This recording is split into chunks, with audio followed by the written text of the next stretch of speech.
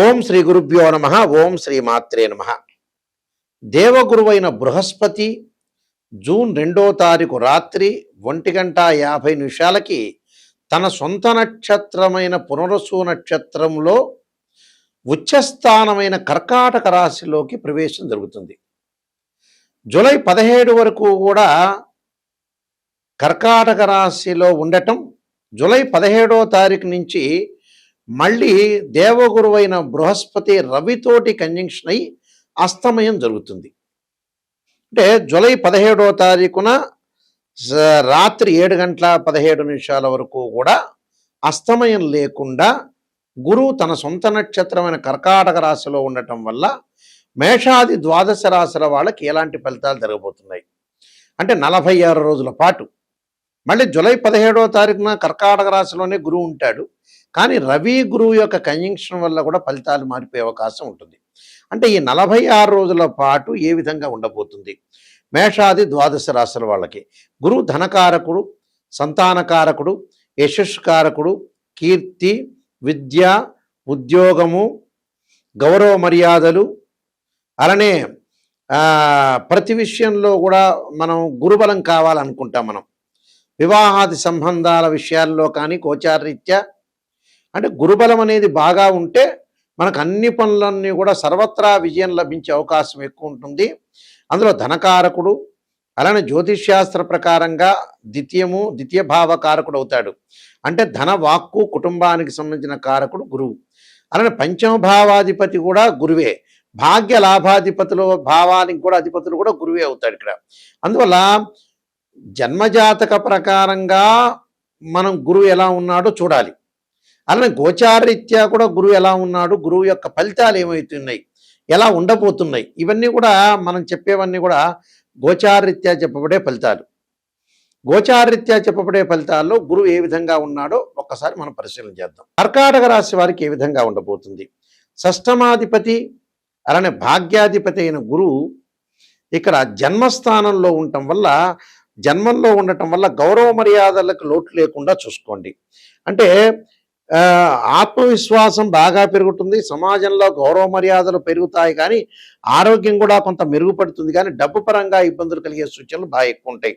అంటే ప్రభుత్వ మూలకంగా కొన్ని ఇబ్బందులు జరగటం, ఉద్యోగంలో కొన్ని సమస్యలు, ఒత్తిడి, నూతన వ్యాపారాలు ప్రారంభం చేయొద్దండి. వ్యాపార పరంగా, వృత్తుల పరంగా కూడా కొంత వైరం కలగటం, శత్రువులు బాగా పెరగటం, బంధుమిత్రులతో కూడా గొడవలు రాకుండా చూసుకోండి.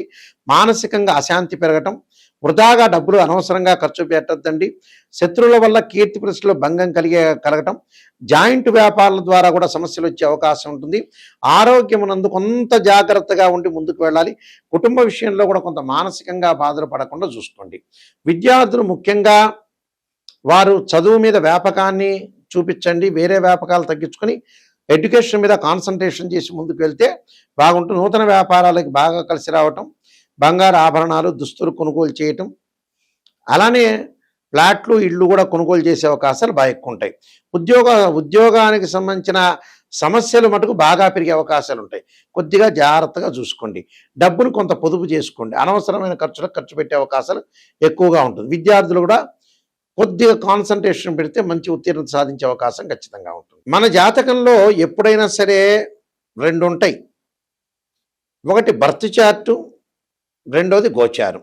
ఇప్పుడు ప్రస్తుతం చెప్పబోయేది ఏంటంటే ఇవన్నీ గోచార ఫలితాలు అంటారు. గోచార పరంగా తన రాశి దగ్గర నుంచి 2, 5, 7, 9, 11 స్థానాల్లో ఉంటే గురువు మంచివాడు అని అర్థం. ఇది గోచారం, గుర్తుపెట్టుకోవాలి. అంటే this is the translation system. Birth chart అలా కాదు. మన బర్త్ చార్ట్లో మన జన్మజాతకాన్ని తీసుకుని మ్యాథమెటికల్ క్యాలిక్యులేషన్ వేసి బర్త్ చార్ట్లో 6, 8, 12 స్థానాల్లో గురువు ఉండకూడదు.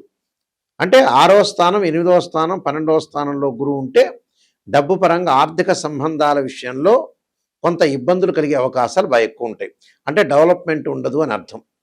గురువు రాహుతో కానీ, కేతువుతో కానీ, శనితో కానీ కలిసి ఉండకూడదు.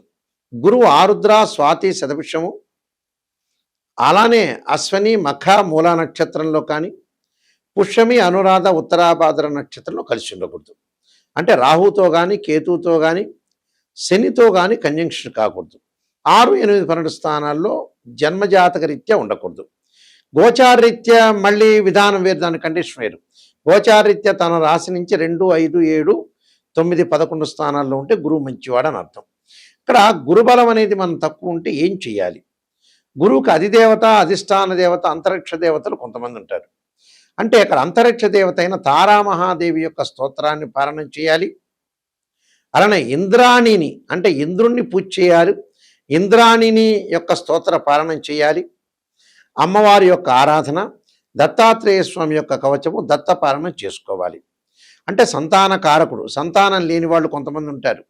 సంతాన కారకుడు గురువే. సంతానపరంగా దోషం కలిగిందనుకోండి, సంతాన గోపాలకృష్ణ మంత్రాన్ని చదువుకోవటం, దత్తాత్రేయ స్వామి యొక్క కవచము, దత్తపారాయణము, బృహస్పతి పాశుపతాశ్రుద్రాభిషేకం చేసుకోవటం, అలానే బృహస్పతి హోమము, శనగలు దానం చేయటం, ఆ శనగలకు సంబంధించిన ఎల్లో పసుపు కలరు క్లాత్ని దానం చేయటం, అంటే పసుపు రంగు కలిగిన వస్త్రాన్ని దానం చేయాలి, శనగలు దానం చేయాలి. శనగలతో చేసిన వంటకాన్ని దేవాలయంలో ప్రధాన అర్చకులకు ఇచ్చి గురువారం రోజున చక్కగా భక్తులకు వితరణ చేయమని చెప్పాలి. గురువును పూజ చేయాలి. దత్తాత్రేయ స్వామి కవచాన్ని, దత్తపారాయణాన్ని చదువుకోవాలి. అలానే దేవానాంచ ఋషీనాంచ గురుకాంచన సన్నిభం బుద్ధిమతం త్రిలోకేశం తమ నమామిం బృహస్పతిం అనే మంత్రాన్ని కూడా చదువుకోవటం చాలా మంచిది. అంటే ఇవన్నీ కూడా చేస్తే సంతానము, అలానే యశస్సు, కీర్తి, ధనలాభం, ఆర్థిక సంబంధాలు, గౌరవ మర్యాదలు, అలానే విద్య యందు అనుకూలంగా కూడా ఉంటుంది. అంటే విద్యార్థులకు కూడా గురువు యొక్క బలం అనేది ఉండాలి. విద్యార్థులకు కూడా బలం ఉండాలంటే గురువు యొక్క ఆరాధన చేయాలి. అలానే దక్షిణామూర్తి స్తోత్రాన్ని పాలన చేయాలి. చేయటం వల్ల మనకు మంచి ఫలితాలు జరిగే అవకాశాలు ఖచ్చితంగా ఉంటాయి.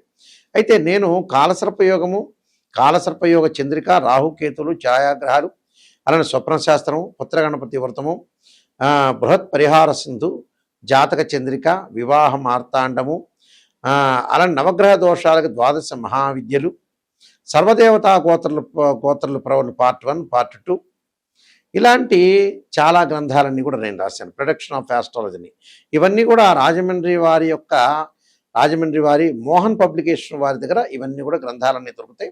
ఈ గ్రంథాలు కావాల్సిన వాళ్ళు కూడా నన్ను సంప్రదించవచ్చు. అలానే ఎప్పుడైనా సరే జాతకాన్ని చూపించుకునేటప్పుడు ఎవరైనా సరే మమ్మల్నే కాదు ఎవరిని మీరు ఆస్ట్రాలజర్ని అప్రోచ్ అయినా ఫస్ట్ నెగిటివ్ తెలుసుకోవాలి. పాజిటివ్ తెలుసుకోవటం కాదు, పాజిటివ్ మీకే తెలుసు, మా దగ్గర అవసరం లేదు. నిజం చెప్పాలంటే మమ్మల్ని అప్రోచ్ అవ్వాల్సిన అవసరం లేదు. ఇన్ ఫ్యూచర్లో ఏదైనా ప్రాబ్లం జరుగుతుందా, లేదా గతంలో మళ్ళీ రిపీట్ అవుతాయి ఆ ప్రాబ్లమ్స్, ప్రజెంట్ ఇప్పుడున్నది రేపు ఉండదు, రేపు ఉన్నది ఎల్లుండి ఉండదు. జాతకాన్ని కరెక్ట్గా అనాలిసిస్ చేసుకోవాలి. 16 లగ్న కుండలు ఉంటాయి, డివిజనబుల్ చార్ట్స్. ఒక అబ్బాయికి వివాహం కాలేదు అని అంటే, అమ్మాయికి వివాహం, అబ్బాయి వివాహం కాలేదంటే రాశిచక్రము, నవాంశము, భావచక్రం, దశలు, అంతర్దశలు. వృత్తిపరంగా, ప్రొఫెషనల్ అనుకూలంగా లేదా రాశిచక్రము, దశమాంశచక్రము, భావచక్రం, దశలు, అంతర్దశలు. సంతానం కలగట్లేదా రాశిచక్రము, సప్తమాంశము, భావచక్రము, దశలు, అంతర్దశలు. ఇలాంటి మ్యాథమెటికల్ క్యాలిక్యులేషన్ చేయాలి. కొన్ని సందర్భాల్లో గురువు మకర రాశిలో ప్రతి వాళ్ళకి కూడా ఎవరికైనా సరే జ్యోతిష్ శాస్త్రం ప్రకారంగా గురువు 5 డిగ్రీల వరకు నీచ్ అంటారు మకర రాశిలో. అదే 5 డిగ్రీల తర్వాత పరమనీచ్ అంటారు. అంటే అక్కడ నీచ స్థానంలో ఉందే, ఉచ్చ స్థానంలో ఉందో చూసుకోవాలి. ప్రజెంట్ ఇప్పుడు కర్కాటక రాశిలో గోచారరీత్యా ఎవరికైనా సరే ఇప్పుడు పుట్టిన వాళ్ళకి కానీ, గోచారరీత్యా కానీ, భర్త చార్ట్ ప్రకారంగా కానీ గురువు కర్కాటక రాశిలో ఉచ్చ స్థానంలో ఉన్నాడు. పునర్వసు నక్షత్రంలో ఉండటం చాలా మంచిది. అయితే అందరికీ మంచిది కాదు, అందరికీ చెడ్డది కాదు. కొంతమందికి మంచిది, కొంతమంది చెడు ఫలితాలు, కొంతమంది మిశ్రమైన ఫలితాలు వస్తాయి. కాబట్టి ఇక్కడ గురుబలం అనేది ఉందా లేదా అని చూసుకోవాలి. చూసుకొని మీరు ముందుకు వెళ్ళాలి.